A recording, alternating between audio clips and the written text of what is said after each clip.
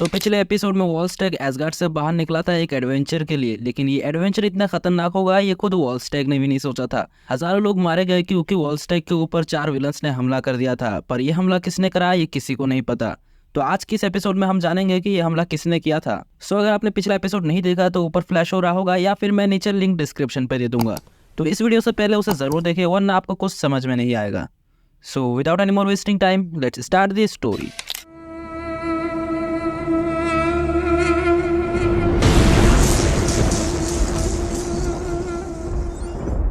तो इन सब की वजह लोकी है।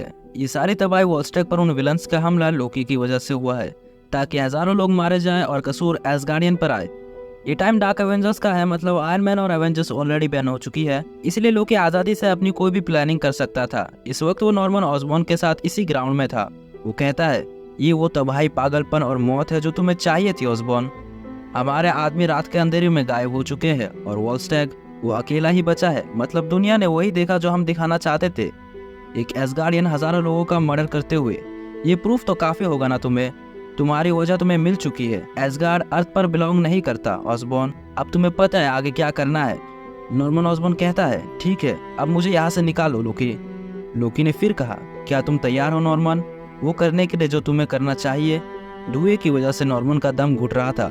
लोकी कहे जा रहा था, टेल मी नॉर्मन, बताओ मुझे अगर तुम अभी भी रेडी नहीं हो तो। नॉर्मन ऑसबॉर्न ने कहा, हाँ मैं तैयार हूँ लोकी। तो लोकी कहता है, तुम्हारा निशाना ठीक हो और तुम्हारे आर्मी शक्तिशाली रहे। मेरी ऑल सीन फादर की स्पिरिट तुम्हें आने वाले वॉर में गाइड करेगा। तुम्हारी जीत हम दोनों को वो पावर लाके दे जिसके हम जन्म से ही हकदार है।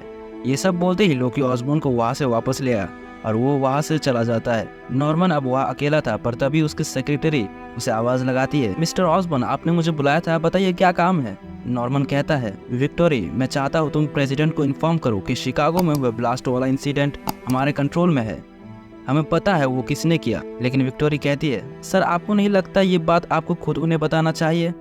तो नॉर्मन ने कहा, उस आदमी से बहुत बातें होंगी विक्टोरी, अभी एक्शन की बारी है। एवेंजर्स को असेंबल करो और इनिशिएटिव के सारे मेंबर्स को भी, क्योंकि हम एसगार्ड पर हमला करने जा रहे हैं। तो guys Norman Osborne finally dark Avengers और अर्थ के लगभग हर एक सुपर हीरो के साथ एसगार्ड पर हमला करने के लिए जा रहा है। ये बहुत खतरनाक प्लान है, इसके नतीजे क्या होंगे हमें आगे पता चल ही जाएगा। फिर कुछ घंटों बाद नॉर्मन ऑसबॉर्न एसगार्ड पर हमला करने की तैयारी कर रहा था। एरिस द ग्रीक गॉड उसे कहता है, इसके बारे में भूल जाओ नॉर्मन, मैं तुम्हारी मदद नहीं करने वाला। वो गॉड से कोई इंसानी कीड़े नहीं जो तुम उनके खिलाफ जंग कर दो। तो नॉर्मन ऑसबॉर्न ने कहा, एरिस तुम भी गॉड ऑफ वॉर हो, भूलो मत। हम एसगार्ड पर हमला करेंगे, मुझे एक प्लान चाहिए और तुम्हारी हेल्प पे।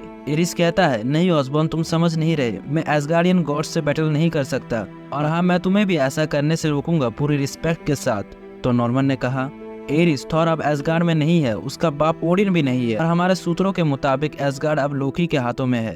तुम्हें पता है ना वो एक पागल और सनकी गॉड है, इसीलिए एसगार्ड अब अर्थ के लिए खतरा बन चुका है।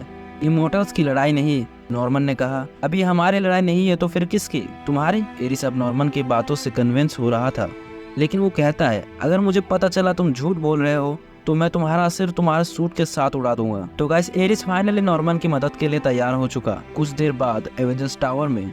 अब इसके आगे क्या होने वाला है ये हम अगले एपिसोड में जानेंगे। तब तक आप मेरे बाकी की प्लेलिस्ट चेक कर सकते हो, वो आपको नीचे लिंक डिस्क्रिप्शन पे मिल जाएगा।